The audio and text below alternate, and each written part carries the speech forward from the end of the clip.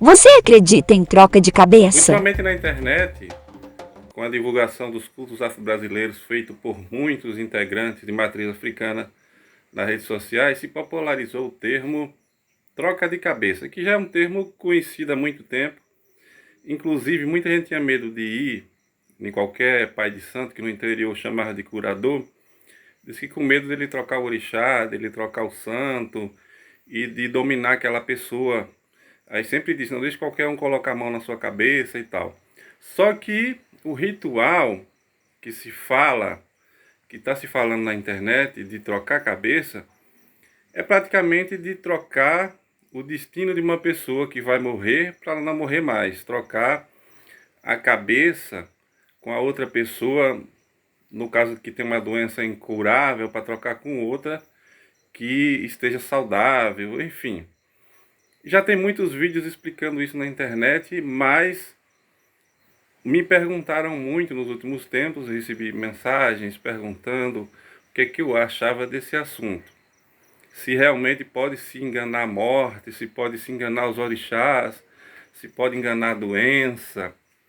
Na verdade, tudo isso é lorota, tudo isso é besteira. Existem esses rituais, sim, eles são magia negra, eles são necromancia, eles não têm nada a ver com Umbanda, não tem nada a ver com candomblé. Tem candomblecista que usa, tem umbandista que usa, né? Porque tem pessoas que adentram o submundo por dinheiro, querem ganhar dinheiro, mas a morte não se engana. Esse papo furado de dizer que a morte não enxerga, que não ouve, que não cheira, que não tem tato, isso é mentira. A morte é um anjo na cultura dos anjos cabalística, ele é um anjo, e mesmo na cultura do orixá Iku, ele é um adiogun, um general, e ela não é cega, não é surda, não é muda e não é enganável. E cada um tem o seu destino que é só seu e é dado lá em cima. Homem nenhum aqui tem esse poder. Inclusive, a gente vê Jesus, ele ressuscitou Lázaro, mas primeiro teve que acontecer a morte para poder ele fazer aquele ritual. Porque tem coisas determinadas em que nem Deus, ele interfere na ordem cósmica das coisas. Então, a morte, ela é um poder imenso, gigantesco e não tem babalorixá, pode ter toneladas de guia no pescoço, pode ter 500 anos de iniciação, ele não tem poder de enganar a morte, ele não tem poder de trocar o destino de uma pessoa, o karma de uma pessoa. Não existe mago em nenhuma cultura no mundo, em nenhum canto do mundo, nem os urubás, nem em lugar nenhum. Inclusive tem uma produção na Netflix chamada Akenulaco, a Aneculacto, que mostra um cara que roubou a garrafinha do pássaro da morte e ele começa a ressuscitar pessoas. Aneculapo, Aneculaco, um nome assim, eu esqueci agora, me deu um branco. Mas vá lá na Netflix e você vê. E ele começa a ressuscitar pessoas, a ressuscitar as pessoas que tinham morrido. Isso dá um problemão para ele depois, no karma dele e tal. Ali é baseado em contos africanos, nigerianos, é uma produção nigeriana. E não existe isso. Existe o ritual? Existe. Mas é para enganar trouxa, é magia negra e é perigoso. Vai ter consequências terríveis, tanto para quem encomendar esse ritual, para quem passar por esse ritual, como para quem fizer o ritual. O babalorixá que não tiver ética, que fizer esse tipo de coisa, tentando enganar a natureza, tentando enganar os orixás, tentando enganar os guardiões, tentando enganar os ancestrais, tentando enganar os orixás criadores, ele vai ganhar dinheiro, mas ele vai ter consequências terríveis, muito terríveis depois. Então não caia nessa. Isso é necromancia, não tem nada a ver com culto ao orixá. Tem até uns que confundem dizendo que o Odu, Ogundá Ofum, fala dessa troca de cabeça. Ele não fala troca de cabeça, ele fala de uma mudança de direcionamento, de renovação, de uma evolução, uma reorganização espiritual da sua vida, mas ele é mal interpretado, especialmente em outros lugares onde o Fá é divulgado, por exemplo, Cuba e outros lugares do Caribe que deram uma interpretação diferente a esse Odu. Mas não existe esse poder de enganar a morte. Não existe esse poder. Ninguém tem esse poder. Nem no Brasil, nem na África. Na África todo mundo morre, todo mundo adoece, não tem ninguém lá com 200 anos, não tem babalaú lá com 200 anos. É tudo besteira de embusteiro para ganhar o seu dinheiro.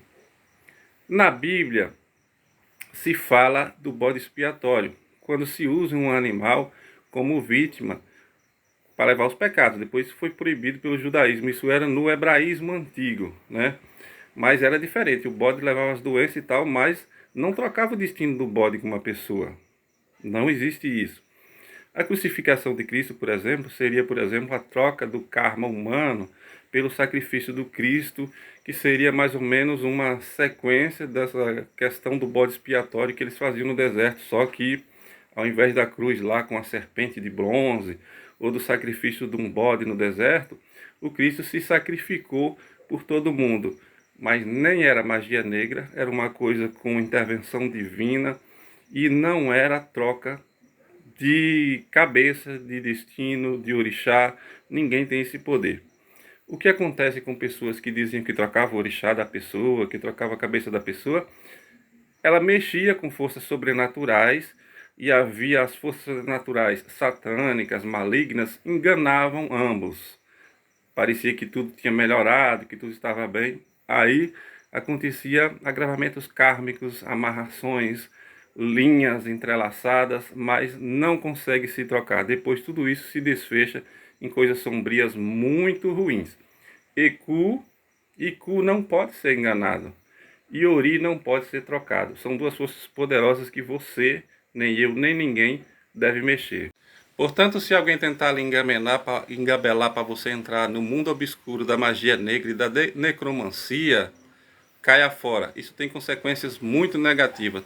Essas pataquadas de quimbanda satanista, de coisas que mexem, misturando luciferianismo com culto afro-brasileiro, necromancia se passando por umbanda, tudo isso são coisas terríveis que não levam a nada. São embusteiros que querem o seu dinheiro. Não tem babalorixá com esse poder nem de enganar a morte, nem de mudar o destino de ninguém.